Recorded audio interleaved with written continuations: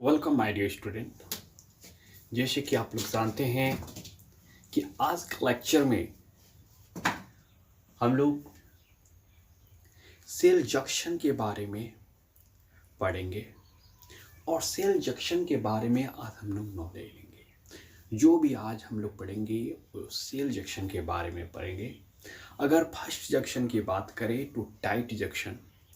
Okay, tight junction जिसे हम लोग जोनुला ओक्लूडेंस भी कहते हैं। टाइट जंक्शन जिसे हम लोग जोनुला ओक्लूडेंस भी कहते हैं। देखिए आखिर टाइट जंक्शन है क्या, टाइट जंक्शन आखिर बनता कैसे है। तो tight junction that is form by folding, tight junction that is form by folding and fusion of plasma membrane of two cells in series. Okay, आखिर टाइट जंक्शन कैसे बनता है। तो tight junction that is form by folding and fusion of plasma membrane of two cells in series. Okay, तो किस चीज का formation होता है, टाइट जंक्शन का फॉर्मेशन होता है। आखिर उस टाइट जंक्शन के बनने से उसका फायदा क्या है, इसमें फंक्शन क्या है, टाइट जंक्शन का आखिर फंक्शन क्या है। तो टाइट जंक्शन का फंक्शन जो है to hold intercellular fluid and prevent leakage. To hold intercellular fluid, समझ पा रहे हैं, intercellular fluid, inter means between, cellular cell के बीच में जो फ्लूइड है उसको क्या करना, होल्ड करना। To hold intercellular fluid and prevent leakage. Okay, एक फंक्शन होता है टाइट जंक्शन का। अब जान गया टाइट जंक्शन क्या है, उसका फंक्शन क्या है। दूसरा आपको बताते हैं गैप जंक्शन के बारे में। देखिए गैप जंक्शन को साइटोप्लाज्मिक ब्रिज भी कहते हैं। गैप जंक्शन को साइटोप्लाज्मिक ब्रिज भी कहते हैं। आखिर ये गैप जंक्शन बनता कैसे है। देखिए gap junction that is form bye membrane protein. कौन सा मेम्ब्रेन प्रोटीन, तो कॉनिक्सिन। कॉनिक्सिन जो है एक मेम्ब्रेन प्रोटीन होता है। उसी कॉनिक्सिन मेम्ब्रेन प्रोटीन से गैप जंक्शन का फॉर्मेशन होता है। आखिर इस गैप जंक्शन का जो कॉनिक्सिन प्रोटीन से बनता है, तो आखिर इस गैप जंक्शन का फंक्शन क्या है। तो देखिए गैप जंक्शन का फंक्शन क्या है, तो to exchange of material special of ion between two cell. exchange of material special of ion between two cells. Okay, आखिर इस गैप जंक्शन का साइटोप्लाज्मिक ब्रिज का, गैप जंक्शन को इस साइटोप्लाज्मिक ब्रिज भी कहते हैं। ये जो है कॉनिक्सिन प्रोटीन से बनता है। मेम्ब्रेन प्रोटीन कॉनिक्सिन जो होता है उससे गैप जंक्शन साइटोप्लाज्मिक ब्रिज बनता है। तो आखिर इस साइटोप्लाज्मिक ब्रिज गैप जंक्शन का आखिर फंक्शन क्या है, तो exchange of material special of ion between two cells. Okay, अब देखिए हम लोग तीसरा जंक्शन की बात करेंगे। आखिर जो थर्ड जंक्शन कौन सा है, तो हम लोग अब दो जंक्शन के बारे में अच्छी तरह से जान गए। अब थर्ड जंक्शन जो है वो होगा जोनुला एड्रेंस। कौन junction, zonula adherens for attachment of two cells. Zonula adherens for attachment of two cells by the help of sticky material. For the attachment of two cells by the help of sticky material, membrane is supported by protein pellag and actin fiber. Okay, membrane is supported by protein pellag and actin fiber. चौथा जिसे हम लोग macula एडरेंस कहेंगे, उसे हम लोग डेस्मोसोम भी कहते हैं। मैकुला एडरेंस को डेस्मोसोम भी कहते हैं। आखिर इस जंक्शन का क्या काम होता है, मैकुला एडरेंस और डेस्मोसोम भी जिसे हम लोग कहते हैं, आखिर इसका क्या काम है। तो फॉर अटैचमेंट विथ फ्लेक्सिबिलिटी, किस चीज का अटैचमेंट, सेल का with flexibility macula adherence junction हम लोग देख रहे हैं। मैकुला एड्रेंस जंक्शन जिसे हम लोग डेस्मोसोम भी कहते हैं। Okay, for attachment with flexibility, attachment by linkers membrane protein, attachment by linkers membrane protein. Membrane is attachment by thick protein plug, by thin protein plug and keratin fiber, and keratin fiber. समझ पा रहे हैं? Macula adherence में डेस्मोसोम junctions में जो for attachment होता है with flexibility, two cells flexibility से अटैच्ड हो, उसके लिए मैकुला एड्रेंस होता है, जंक्शंस होता है।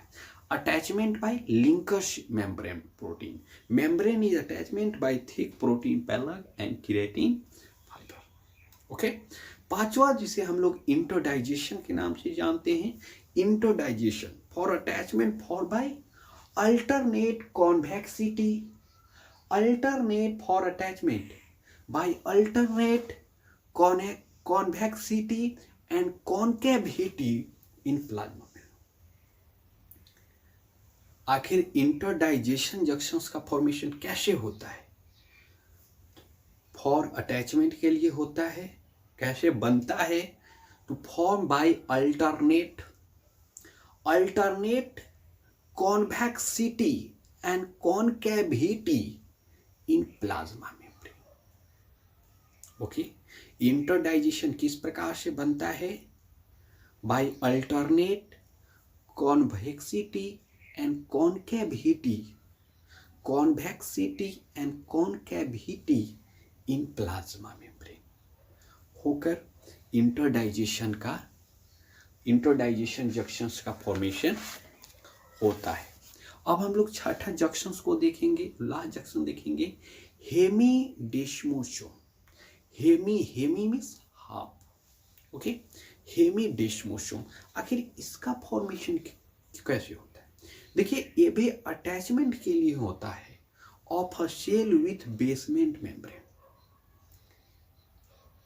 वे हेमीडेस्मोसोम जंक्शंस जो है for attachment of cell with basement membrane, for attachment of cells with basement membrane। और ये कैसे बनता है?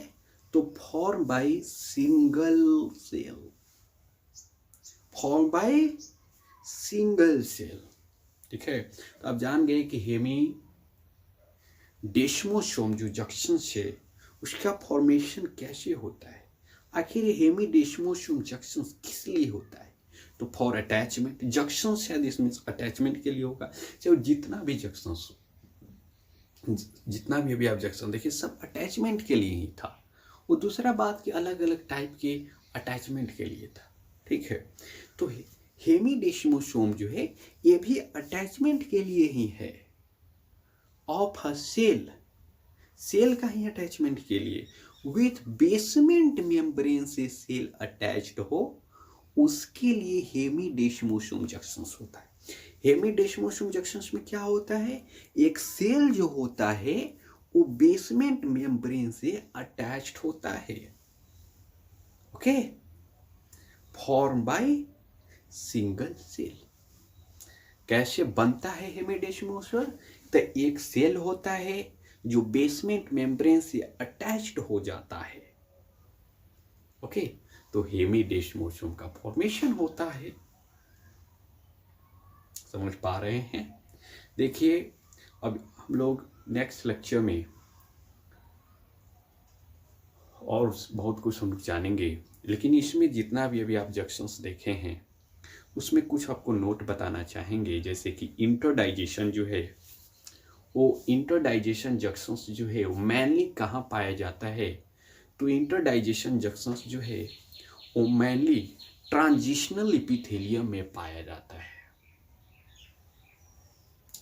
ट्रांजिशनल एपिथेलियम में जो कि 3-4 लेयर्स ऑफ सेल्स होता है।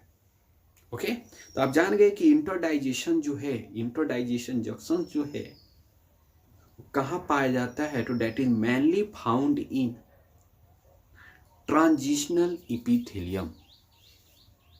Okay, mainly found in transitional epithelium. Tight junction जो आप देखे हैं that is mainly in columnar epithelium.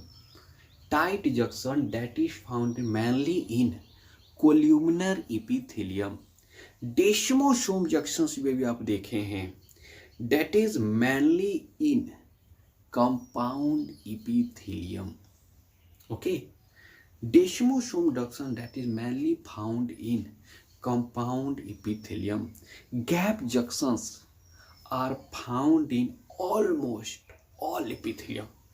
लगभग सभी epithelium में, सारे epithelium में gap junctions जो है पाया जाता है. ओके, आप टाइप ऑफ epithelial cells अच्छी तरह से जानते हैं. नहीं जानते हैं तो हम आपको बताते हैं. इपिथेलियल सेल्स 3 प्रकार का होता है, स्क्यूमस, क्यूबॉइडल और कोल्यूमनर. स्क्यूमस जो होता है, फास्टेस्ट सेल डिवीजन जो होता है वो कोल्यूमनर में होता है.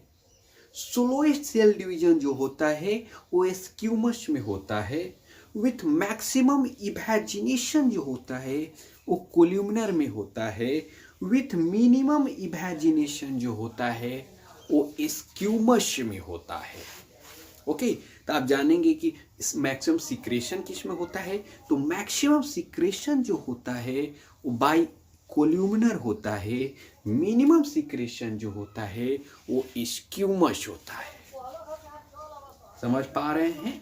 यानी कि जितना हो, जो भी हो, चाहे वो फास्टेस्ट सेल डिवीजन हो, चाहे मैक्सिमम इवेजिनेशन हो, चाहे मैक्सिमम सिक्रेशन हो, वो सब किस में होता है? कोल्यूमनर में.